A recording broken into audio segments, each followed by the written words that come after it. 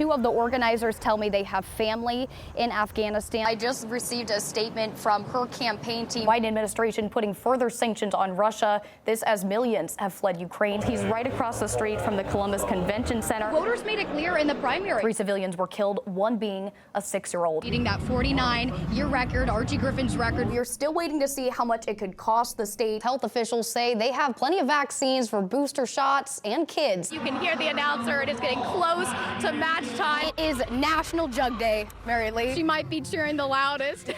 Take me out to the ball game. I had to sing it. How could you not sing it? America's pastime is back. We have got the details after the break. I promise, no more singing for me.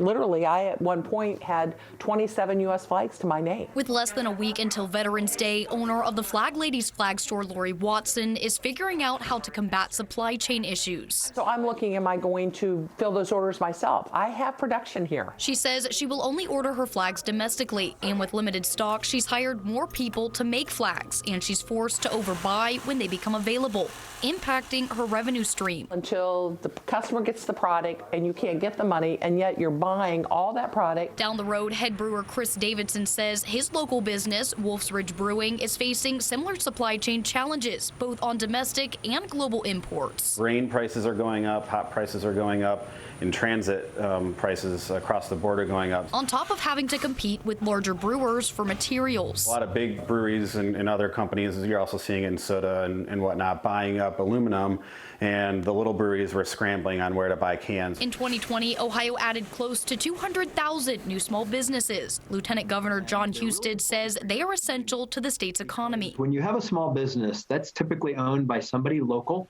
who works there, lives there, and the money that you spend there gets completely recycled. But he says with the pandemic, local businesses are facing unique challenges. In terms of finding the workforce that they need, finding the supply chain that they need, knowing that they're competing with bigger businesses, which are driving up their costs.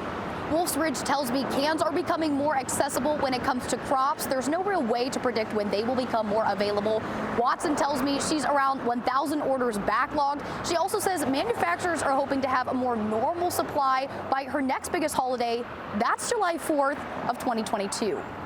In Columbus, Olivia Wile. Back to you guys. This isn't Jordan May's first protest. There are a couple group chats I'm in that are with active organizers and activists in the community. I saw the call to action and came. Saturday marked day 238 since the death of Casey Goodson Jr. Investigators say he was shot and killed by former Franklin County Sheriff's deputy, Jason Meade. This is happening everywhere, whether or not people are paying attention or not. And we need to be vigilant. Mays, along with close to 100 others, protested with Goodson's family Saturday. His mother, Tamala Payne, thankful for the support. We ask the community to stand with us because we need the community. We need the community to demand justice. We need the community to demand answers. So it's a good feeling.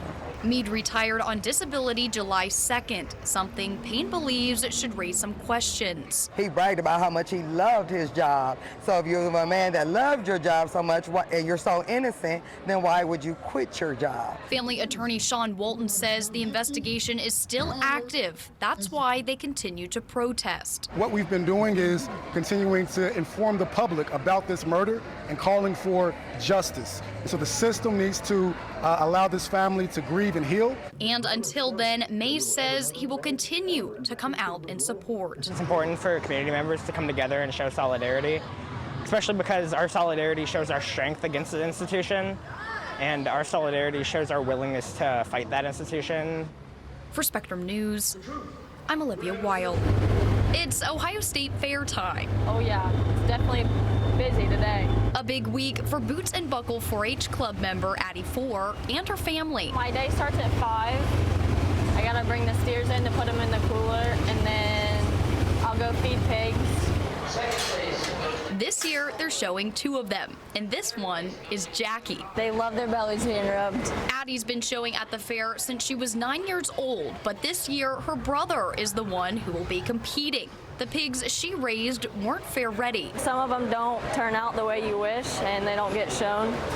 So sometimes it sucks and sometimes it works out. She's still happy to lend an extra hand to her brother Cody. It turns out Jackie is stubborn. He don't want to get up.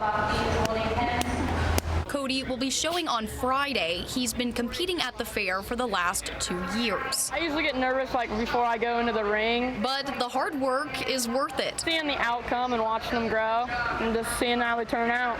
And so are the, at times, difficult personalities. They're just fun animals to be around. For Spectrum News, I'm Olivia Wile.